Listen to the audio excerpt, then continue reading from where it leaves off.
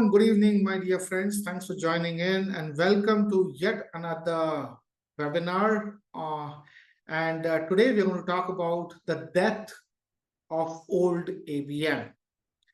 And for all of you who do not know me, my name is Ritesh Osta. I'm the founder of Insightstap, my company, and I'm also one of the top rated Fiverr Pro freelancers in the category of B2B marketing, AI agent, AI app development, performance marketing, and so on.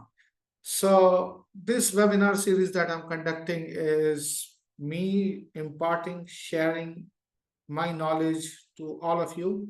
I'm not here to sell anything. All the information that I'm going to give away is going to be completely free. And, just let me know if you have any input, comments. Please like, subscribe if you have not done already. And having said that, let's jump right into the topic. The death of old ABM and 5 shifts that will define the B2B marketing in the age of AI. Okay, so it is not just define, it is redefine. And I believe that's a very accurate term to be used here. So for everybody who do not know what ABM is, I want to give a glimpse of that as well. For anybody who is into B2B enterprise sales marketing, they know what ABM is.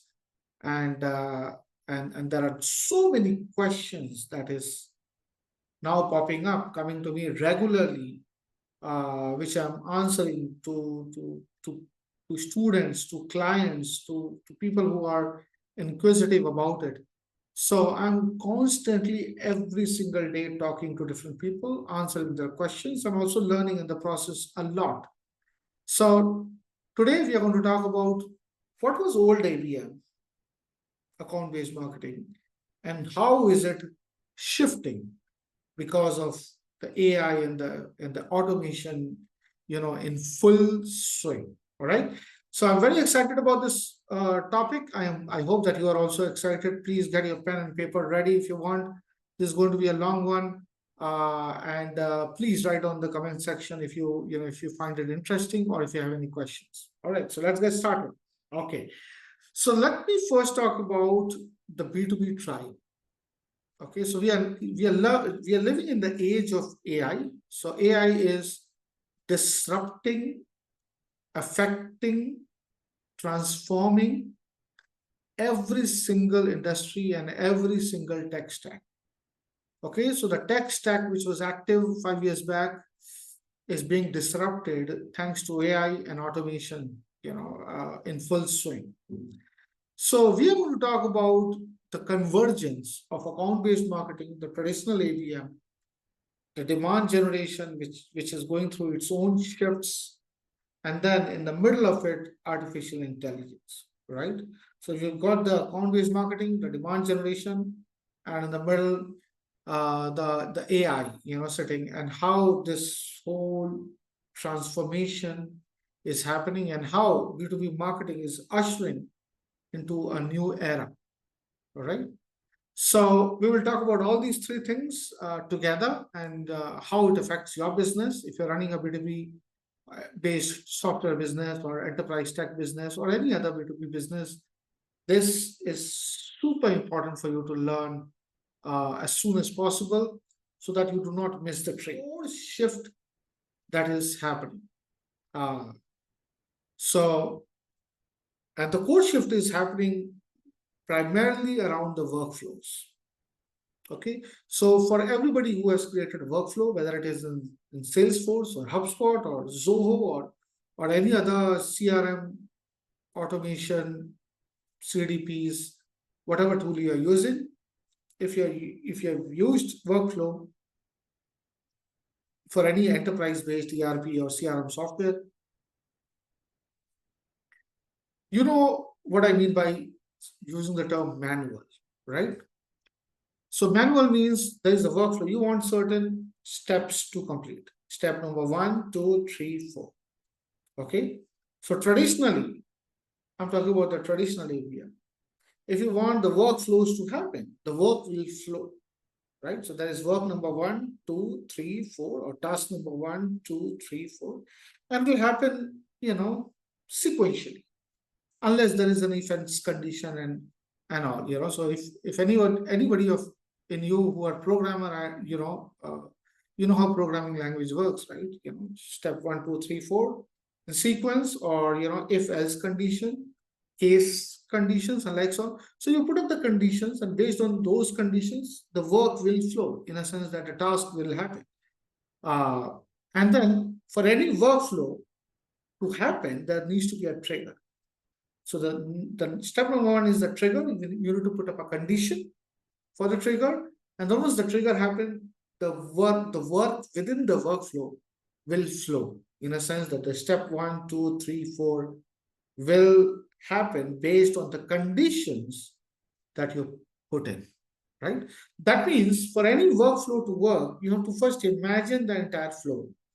You have to plan it out. You have to code them, or if you're using no code, you have to put the conditions in. You have to put the trigger in, and only under this rigid condition, the workflow will trigger and run, right? So this is manual. In a sense, you define everything, and the workflow will follow certain pattern. That is how traditionally workflows have always operated.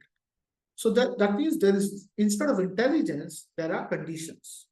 So for example, if the contact belongs to US, and if the contact is the CEO, and if the contact has done something recently, then trigger this particular workflow, send an email, create a task, send them a WhatsApp message, send them a SMS, okay, send a reminder to your business development rep, and like so on. So this is how the traditional workflow was set up, and it worked in this manner.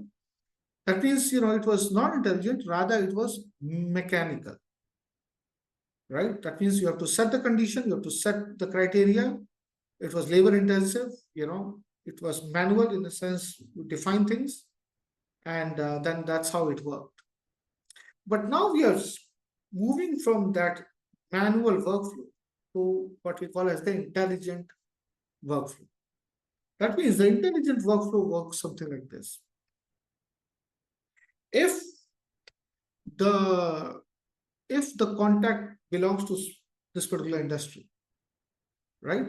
And if the contact belongs to any C-suite or top level management, if the contact is the right decision maker, right? So you need to basically train your AI. If the contact, according to you, is the right decision maker, and the criteria for decision makers are this, okay? And if the contact has taken certain actions, then you decide whether sending an WhatsApp message will be better, or sending an email will be better, or sending both will be better. So take a call, take a decision, and then send those information based on that. Now, what I just explained is not possible in traditional workflows, but this is possible in the age of AI. That means you can feed the data, then you can call the ChatGPT, the Claude, the Gemini API.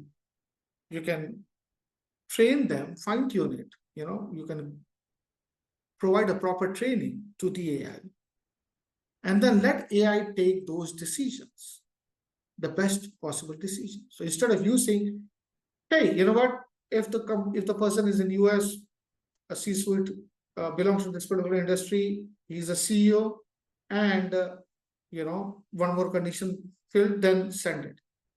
But what if that person is not a CEO? Maybe that person is a director of the company, but he still may be the decision maker, right? Then that workflow will not trigger. Okay. On top of that, you cannot tell them, hey, take your decision whether to send an email or whether to send an SMS. Even that you cannot tell this to the workflow. You have to exactly code what it's supposed to do, and then based on that, it will just do the work. But in terms of intelligent workflows, thanks to AI, a lot of decisions can be made dynamically in the runtime in real time. And you can, change the workflow, update the workflow in real time based on use cases, based on the data which you get, and based on the level of personalization that you want to do. So predictive scoring goes to a next level when it comes to AI-based workflows, right? Personalization can go to next level, and there can be a real-time optimization of the workflow, something which was not possible previously. So that I believe is a major shift, even though some of you may say, oh, it's just workflow, but no, it's a major shift in terms of how you operate your B2B marketing or B2B sales. It's a major shift. So now the intelligence, you can outsource the intelligence to AI to take better decisions. And sometimes the AI will take a better decision than you yourself, right? In many ways, right? So you may think, okay, the procurement managers are the right decision maker. But if you train the AI, then the AI will continuously train itself and maybe, come up with 3 more decision makers, apart from procurement manager, who can be the decision maker for your product or service. AI can do that. So sometimes sometimes I think many a times AI is taking better decisions as compared to, the sales rep that you have put in. And the biggest advantage is that AI continuously self-learn and improves. In terms of humans, you have to rely on the intelligence and the experience of that individual. For example, if the sales rep is good, intelligent, experienced, skilled, then they will make a better decision. But if that's not the case, then the decisions will not be very good. That's not the case with AI. AI will be, continuous and consistent in its decision making. All right. Okay.